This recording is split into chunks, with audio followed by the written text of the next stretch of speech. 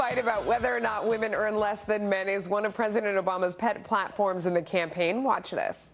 Son of a single mom, proud father of 2 daughters, President Obama knows that women being paid 77 cents on the dollar for doing the same work as men isn't just unfair, it hurts families. So the first law he signed was the Lilly Ledbetter Fair Pay Act to help ensure that women are paid the same as men for doing the exact same work.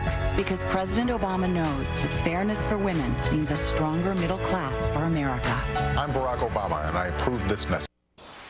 Well, our own government says it is not quite as simple as that. We've crunched the numbers and found that some of it is because women often work fewer hours or have been with the same employer for a shorter period of time. How big of a problem is this? With me now to debate it is Democratic strategist Marianne Marsh and Deneen Borelli, Fox News contributor and author of Backlash. Ladies, thank you to both of you for joining us. You know, we have seen this debate rage on over time, and as you break down the numbers and as I watch these ads, it strikes me that in a lot of cases, women have taken time off from work, as we said, not been with an employer as long, or have chosen jobs so that they can work fewer hours and be perhaps a primary care provider at home. Not that that's fair, not that that makes any better, but it does have a lot to do. It's not exactly like they're both doctors working in the same spot and the woman is making, 70 cents on the dollar. Marianne, how do you respond to that? Actually, that's not true. Even when you control for all those factors and you control for geography, like you did in the last segment about where you live, your education, not just what kind of education, but what school, all those factors, women always make less. And in most cases, it's 77 cents on the dollar. I don't know one woman who at some point in their career hasn't confronted the horrible reality that their male colleague in the same job was making more money than they are. And, oh, by the way, when you add to it the fact that only of all the Fortune 500 companies, there are only 19 women CEOs, 6 in the top 100, 0 in the top 10. When it doesn't happen at the top, it certainly doesn't happen in the middle or the bottom.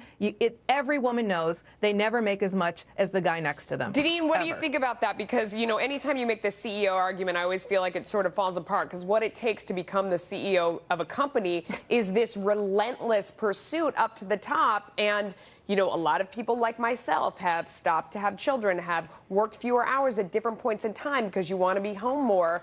I think it may or may not be right, but there are reasons why there are more men who become CEOs. Or do you disagree? You're right. There are different reasons why people make different choices based on their needs in life. But, I don't believe government should be involved in setting the standard for what salaries should be. Salaries should be based on the market and competition, not based on government. And this ad is very misleading because it's changing the data to fit their own debate for Obama. He's playing the woman card.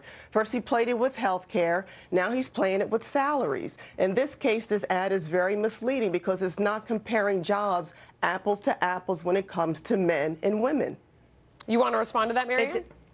Yeah, look, you look at the facts and you look at the census data, it absolutely does it. And here's why it matters. When women make less, at some point in their life, they have to support themselves, okay? Either because they're single by choice, divorce, or their spouse dies. So they're unable to support themselves and their loved ones better. The less you make every year, the less in retirement, the less in Social Security benefits, all of it compounds in the negative. A census official who said that they don't even have the data, the means to make this comparison. This is why this ad is very misleading. It is misleading the American people. Wait. I slow you both down for 1 second because, everybody can kind of find data to prove what they want. I mean, that's one thing we sort of see along the way. What is the benefit of having this sort of conversation? I mean, Marianne, what do you think is positive that would come out of this other than, once again, sort of pitting one group of people against another?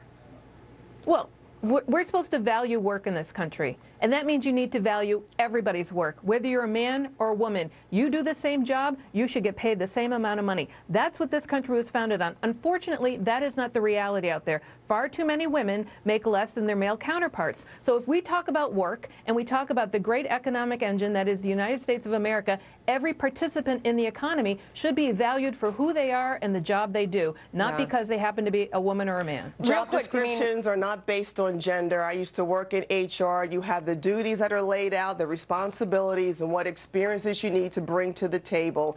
Government should not be setting the standards when it comes to the pay for men or women. It should be market driven. And this ad is very misleading because it's telling the wrong story to the American people. Okay, It ladies, should always be fair.